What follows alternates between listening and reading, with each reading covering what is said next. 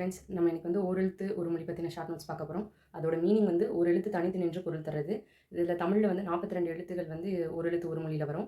உயிரெழுத்துக்களில் இந்த எழுத்துக்கள்லாம் வந்து ஒரு எழுத்து ஒரு மொழியில் வருது. அதேமாரி உயிர்மை எழுத்துக்கள் இந்த எழுத்துக்கள் எல்லாமே வந்து ஒரு எழுத்து ஒரு மொழியில் இருக்குது. இப்போ எக்ஸாம் பாயிண்ட் ஆஃப் வியூவில் ரொம்ப ரொம்ப முக்கியமானது வந்து இந்த 7 பாயிண்ட்டு. இதை கண்டிப்பாக நல்லா படிச்சுக்கோங்க. ஸோ இந்த எல்லா எழுத்துக்களுமே வந்து எப்படி ஞாபகம் வச்சுக்கலாம்னா, அதோட பொருள் வந்து அந்த எழுத்துலேயே வந்து ஸ்டார்ட் ஆகிற மாதிரி இல்லை அதுக்கு க்ளோஸாக ரிசம்பிள் ஆகிற மாதிரி இருக்கிற எழுத்துக்கள் மூலிமா வந்து அதோட மீனிங் வந்து ஸ்டார்ட் ஆகுது. மிச்ச வார்த்தைகளையும் ஞாபகம் வச்சுக்கோங்க. ஃபஸ்ட்டு வந்து யா வந்து யாவை, ஒரு வகை மரம், ஐயம் அகலம், மீ அப்படிங்கிறது மேலே உயர்வு, மா அப்படிங்கிறது மாமரம், விலங்கு பெரிய, அழகு மேன்மை, நோ அப்படிங்கிறது நோய் துக்கம், நோய் வந்தால் துக்கம் வந்துடும்.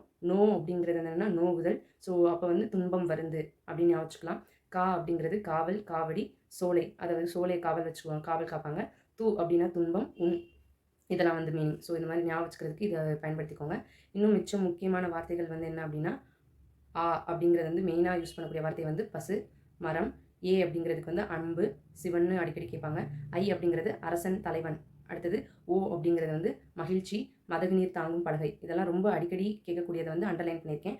கூ அப்படிங்கிறது பூமி, தை அப்படிங்கிறது ஒழுக்கம், தே அப்படிங்கிறது தெய்வம், தை அப்படிங்கிறது திங்கள், நீ அப்படிங்கிறது முன்னிலை, பே அப்படிங்கிறது மேகம், பை அப்படிங்கிறது குல்கலம், மே அப்படிங்கிறது மேன்மை, வி அப்படிங்கிறது மலர், வை அப்படிங்கிறது வைக்கோல், வவ் அப்படிங்கிறது கைப்பற்றுதல். ஸோ இந்த வீடியோ உங்களுக்கு பிடிச்சிருந்ததுன்னா லைக் பண்ணுங்கள், உங்கள் ஃப்ரெண்ட்ஸ்க்கு ஷேர் பண்ணுங்கள். தேங்க்யூ.